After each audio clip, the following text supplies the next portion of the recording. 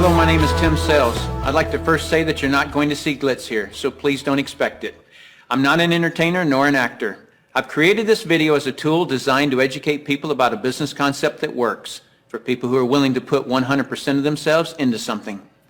See, it takes 200% to be successful in business. 100% must come from you. 100% must come from the business vehicle that you've chosen. Business vehicle meaning how you earn your living, how you support your family. I've seen people who relentlessly pour 100% of themselves into a business vehicle, profession, or job, but that vehicle doesn't have the capability to give back 100%. The mechanics of wealth are just not there. But no one has ever fully explained to you why it doesn't work and why it's a waste of your valuable time if your goal is financial success. This video is for the person who is willing to put in their 100%. They're only lacking the right business vehicle, the explanation of why it's right, and the evidence that it does in fact work. Even though I say you must put in 100%, that doesn't mean that you have to work it full time. I didn't. That doesn't mean you have to sacrifice your family time, nor does it mean you have to have prior experience. I didn't. What you'll learn right here has allowed me to build a $25 million company. Now, a $25 million company has certainly been done before. However, this was done where no employees were required. No accounts receivable, no accounts payable, no overhead, and very little inventory. Recently, I said those words to a business owner who said back to me, "Sounds too good to be true." My response back to him was, "Is that a good enough reason to stop looking?" He paused for a couple of seconds and he said, "That wouldn't be very smart, would it?"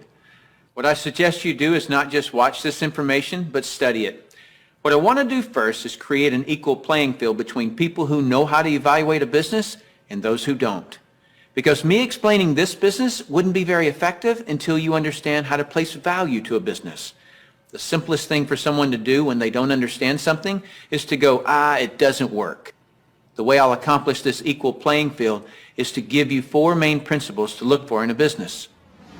Number 1 is a huge expanding market. If you were the best vinyl record producer in the world, would it matter today? No. It doesn't matter how good you are in an industry that's eroding. Number 2 is a unique and consumable product. I'll cover unique first. If you don't have a unique product, then you compete on price and convenience. Who has the best price? Who's closest to the customer? Yet if you have uniqueness, then people must come to you. Next is consumable. If you have a non-consumable product, you're basically unemployed until your next sell. You want the repeat sales of consumable products. Whether it's every time someone picks up the telephone, connects to the internet, renews a membership, turns on electricity, or gets to the bottom of a box or a bottle, you want those repeating commissions because it can pay you again and again. Number 3 is timing. Primarily here I'm talking about trends and timing. During all cycles of the economy, there are people who are making money and losing money. The makers are the ones in front of large trends. The losers disregard trends. How do you get in front of large trends? You study what creates them. Without any hesitation, in today's society, it's the baby boom generation that creates the largest trends. The baby boomers are a group of babies born between 1946 and 1964. There were 76 million of them born in the United States, 1 billion of them worldwide. Why is this group so talked about? They're 1/3 of the U.S. population and control 65% of all the money. I've likened the magnitude of all those babies to a basketball moving through a garden hose. They reshape every industry they go through. See, if you can predict where this basketball is going down the garden hose, you possess the ability to make fortunes. I want to give you some historical examples of the obvious buying patterns of these boomers. It started with a company called Gerber back in 1940, who were barely known. But by 1955, just 10 years after the boomers were born, they had sold 1.8 billion jars of strained baby food. As the boomers took their first steps, it was Buster Brown and Kenny Shoes. When the boomers went out to play, Mattel and Hasbro got rich providing toys to this young group. In 1957, we built more elementary schools in the U.S. in 1 year just to handle the overflow than we did in any 12-year period before or after. As the boomers went through their teens, Dairy Queen, McDonald's, Kentucky Fried Chicken became billion-dollar companies feeding the boomers. When the boomers moved through their 20s and 30s, which was in the mid-70s, what was the industry to be in? Real estate. Why? Because the boomers had heard from their parents one time too many, as long as you're living under my roof, you'll do as I say. So they wanted their own roof, which created a 15-year real estate boom. And people are still talking today about the great time frame to be in real estate. Then what happened to the real estate market in the late 80s? It began its decline. Why? The basketball had moved through the real estate industry. Another example of this is the U.S. stock market. Several years ago, I heard a stock market analyst speaking on the radio saying that he just couldn't believe the stock market had a 15-year rise. Notice the number 15 years keeps coming up? Anyone with a good understanding of the baby boomers could have seen this coming and profited from the recent stock market activity. Why does this 15-year number keep coming up? Because the baby boomers were born between 1946 and 1964. And so 18 years separates the front edge from the back edge. A very important number for you. If you look for trends on the front side of the basketball, you get the full 18 years for your products to be popular. That's the reason you study the nose of the basketball. So your business, no matter what your business is to be looking at what industries are expanding or which industries are about to expand. You shouldn't care how long you've been doing something or how long you've been in school to learn something. Are you in front of trends or not? Don't have a loyalty to something just because you've been educated in it or doing it for a long time. So looking at the current trends, we basically got 1 billion people who are in their 50s and 60s. Since that's the case, what business do you want to be in? Let's look at some obvious current and future trends. Health and looking younger are going to be tremendous trends. The boomers do not like what aging is doing to them. So products that fend off aging as well as vanity issues will continue to boom. Businesses that focus on retirement issues will do very well. The crux of it will start with the boomers having enough money to retire. Businesses that offer ways to make money will obviously flourish. Legal matters such as wills and estate planning will become large trends. Efficiencies will also grow. The television was too far away from the couch for the boomers, so they invented the remote control device. Today, they have their entire library of books and music in their cell phones. The boomers have always been enamored with technologies that make life easier. These technologies will actually create industries. For example, the computer created the need for antivirus software. The internet has created a need for identity theft protection and firewalls. But there will be many additional industries created by the computer and internet technologies. It is the computer plus the internet that made the iPod, iPad, and iPhone possible. As a side note, the baby boomers are not the only trendsetters. They are just the largest and have most of the money. As the world becomes one, the international market will play a big role, as well as the group born just after the baby boomers that are known as Generation X. But remember, the boomers control 65% of all the money. So when a bright Generation X person creates a great new product or service, they must make it simple enough that a baby boomer can understand it. Otherwise, that product will not reach mass acceptance. Those are some of the big trends. So if you want to be brilliantly compensated, you must focus on industries and companies that have positioned themselves in front of these trends. All right, let's move forward. Number 4 is leverage. I'm going to spend some time on this one because we're not really taught this in our society. We're taught to go get a good education, build a resume, and exchange our expertise for someone's dollars. The problem with that is if we're not exchanging our expertise, we're not making any dollars. So vacation time is costly. A walk around the golf course, costly. Family time, although extremely important, is costly. I'll define the word leverage as an increased means by which to attain something. One form of leverage is investing $5 million and earning 10% interest, which will yield you about 41 grand a month in income. So whether you're enjoying family time or playing golf or vacationing, you're still enjoying 41 grand a month in income.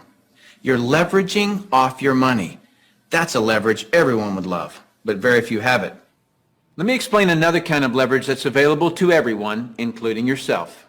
Incidentally, if you get nothing more out of this video than a better understanding of this little simple concept I'm going to explain, you'll have gained something very valuable for watching it. Imagine, if you will, you own a company. You employ just one person, me. I work for 8 hours on Monday. You work for the same 8 hours on Monday that I do. Now listen closely. You get paid on 16 hours worth of work because you take a portion of my productivity as income back to yourself. You're leveraging off my efforts because I'm your employee. So theoretically, the more employees you have working for you, the more leverage you have. However, have you ever had employees? If you have, you know that in theory, hiring employees sounds great, but it's very difficult to reach leverage through employees. I've heard it said that if you have one employee, you have one headache. If you have 100 employees, you run an adult daycare center.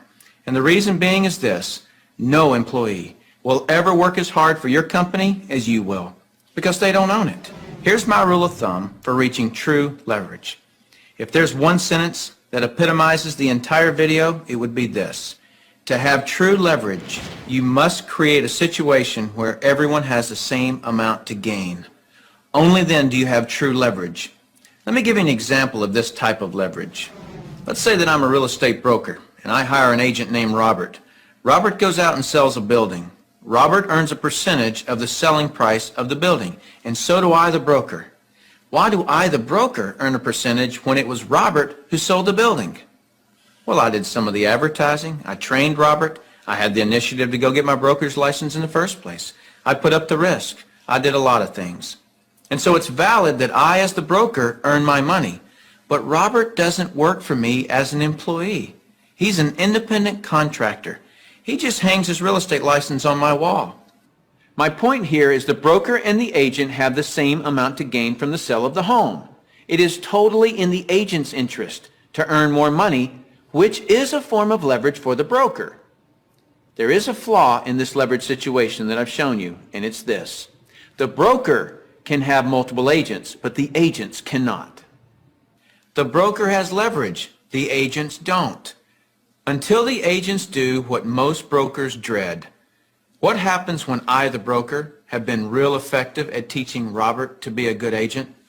What's Robert going to want to do in a couple of years? Be his own broker, right? Is this good for me, the broker? No, because as soon as he becomes a broker, two bad things happen to me. Number one, he breaks away from me and I lose him as an income source. And two, worse than that, he's now my competitor that I trained. He knows all my good stuff. By the way, this doesn't just happen in the real estate industry. It happens in practically every industry. Have you ever heard the expression, "I'm just going to work there for experience"? What does that mean? It means I'm going to strip them of their knowledge and then go do it myself. If you're a business owner, how many people have you trained who are no longer working for you? How many people have you trained to be your competitors? Well, this gets worse. Let's say that Robert is now a broker right down the street. What will he do now that he's a broker? He'll go out and hire his own agents. And let's say one of those agents is Linda. Linda also eventually wants to be a broker. So she becomes a competitor to me that I indirectly trained, as well as Robert, who I directly trained. And this continues on and on.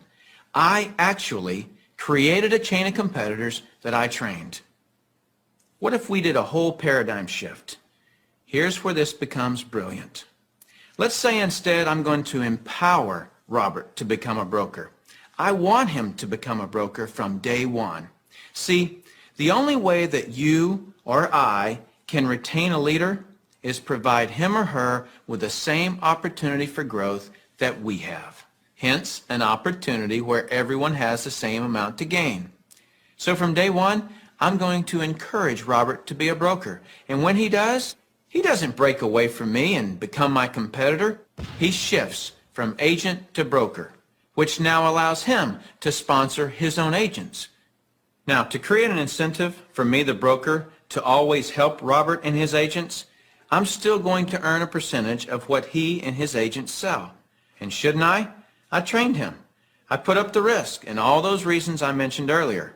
Now, the percentage I earn from Robert and his organization should be a lot smaller than when he was an agent, but I should still earn a percentage. That's my incentive to keep working with them. Now, some people look at this and say, gosh, isn't that one of those pyramids? And what's the perception of a pyramid?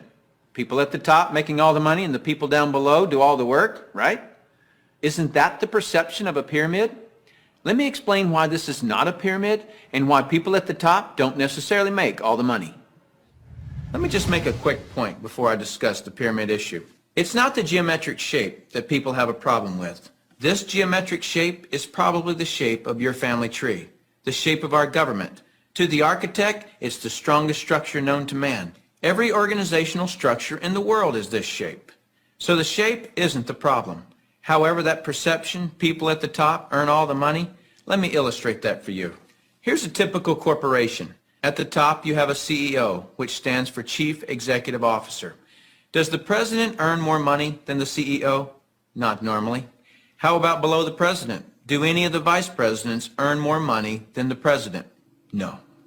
Let me ask this question, and I want you to really think about it. What would happen if some of the vice presidents of a corporation made more money than the president? Really, what would happen? Talk about total confusion. This whole process is called delegation. Each level of the corporation earns less income. The reason the president can tell the vice president what to do is because they make more money. So the corporate structure is people at the top making the majority of the money, and the people at the bottom do not. The CEO of any corporation earns off the productivity of, or is leveraged off of, everyone in his or her corporation. Whether that CEO personally hired every employee or someone else in the company hires them. So the CEO, and only the CEO, earns on multiple levels of his or her company. And the model that I'm suggesting as being brilliant is where you, the individual, are given that same opportunity to earn on multiple levels of brokers and agents, just as the CEO of a corporation is. From here on, I'll refer to this form of marketing as network marketing. In network marketing, you, the individual, are given the opportunity to earn off the productivity of the people in your organization, whether you personally sponsor them or someone in your organization sponsors them. Remember that I said to reach true leverage, you must create a situation where everyone has the same amount to gain. Well, that's what I just described. Here's what makes the network marketing structure the absolute fairest structure available. In most network marketing companies, everyone can earn a certain number of levels deep of the organization they build. Everyone in the company can earn that same number of levels deep, like maybe 4 levels deep or 6 levels deep. Let's say we use 4 levels. So if you build an organization to be more productive, then you would earn more money than I would, even if you were in my organization. In the example shown, you would earn on 3 levels I couldn't reach, because everyone gets the same number of levels. There are people in my organization right now that earn more money than I do. Do you know what I call that? Fair. Shouldn't it be that way? I mean, take any structure. Shouldn't the most productive person in that structure make the most money? Now I'd like to show you an interview that I did a few years ago with Dr. Charles King, who holds a PhD from Harvard and is a professor of marketing at the University of Illinois at Chicago, who actually teaches network marketing at the university. Dr. King, we're delighted to have you here. I'm pleased to be here, Tim. Dr. King, could you tell us a little of your education and your business background? Tim, I'm a professor of marketing at the University of Illinois at Chicago. I got my bachelor's and master's degrees from the University of Texas in Austin, spent a tour of duty with the Exxon Corporation, and then returned to get my doctorate in business administration from Harvard University. More important to this discussion, over the last 6 years, I've been involved in doing research, teaching, and consulting in network marketing. So coming from such a conservative school, and I know you a little bit and I know you to be very conservative, what caused you to look at network marketing to begin with? In 1990, we had a major economic recession in the United States. The Midwest and Chicago particularly were very badly hit. As a result, the interviewers stopped coming to campus. We were graduating hundreds of students a semester and they weren't getting jobs. Our alumni were coming back to us, losing their jobs, looking for help, and we had nothing to offer them. Now, I started looking, because of my background in business consulting, at alternative career paths. I went out and I looked at starting your own business, at home-based businesses. I looked at franchising. I looked at direct selling. And in the direct selling arena, I backed into network marketing. Now, I was very cynical, skeptical. Tim, I was negative about network marketing. They don't teach network marketing at the Harvard Business School, and I didn't know much about it. The end result was one of my students who was on the team asked me, "Why are you so negative about network marketing?" I looked at that young man and I said, "Son, I know enough to know I don't want to know any more." That student looked at me and he said, "Professor, if I gave you that answer to that question with no more information than you have, you would give me an F." I turned to him and I said, "Son, you're absolutely right. I have no basis for that conclusion. You just made an A." As a result, we went to the library, we went to meetings, and for the next 6 months, we did due diligence on the network marketing industry. I visited the top companies. I talked to network marketing leaders. I became an evangelist. In 1990-91, we started teaching network marketing in the marketing curriculum at the university. Suppose you run across the super skeptic. What advice do you have for them? Tim, I would recommend they do precisely what I did. I was a super skeptic. I did my due diligence, I investigated the industry, and I drew my own conclusions. I strongly recommend that you do your due diligence and then begin to define precisely what role you want to play in the network marketing industry. Set realistic expectations. If there's a single cause for failure in this industry, it's the get-rich-quick syndrome, thinking that you can come into the industry and make enormous sums of money with no work. I argue by contrast that if you set realistic expectations, you develop a plan of action to guide your business development, you can be successful. And that's coming from a Harvard Business School graduate who was a true skeptic, but through due diligence, he learned the truth. Warren Buffett owns a network marketing company. If you don't know who he is, he's typically listed in the top 5 richest people in the world. He created his wealth by investing in and buying the highest quality companies. Why do you think Microsoft or AT&T, Gillette, Colgate, Citibank, IBM, Toyota, Xerox, Texas Instruments, General Motors, General Electric, AOL, Oracle, Sun Microsystems, Coca-Cola, and many others distribute some or all of their products and services through network marketing? They use this method to distribute products because network marketing is a very efficient model to distribute products and services. These large corporations are firm testimony to the industry's success and credibility. This confirms what Professor King was saying about that the industry has come of age and is now a true profession. The reason so many people are coming into network marketing is because people want control of their life. They want a quality of life, and network marketing truly offers that. I hear people all the time complaining that they are too busy or don't have enough time. People act as though time owns them instead of them owning time.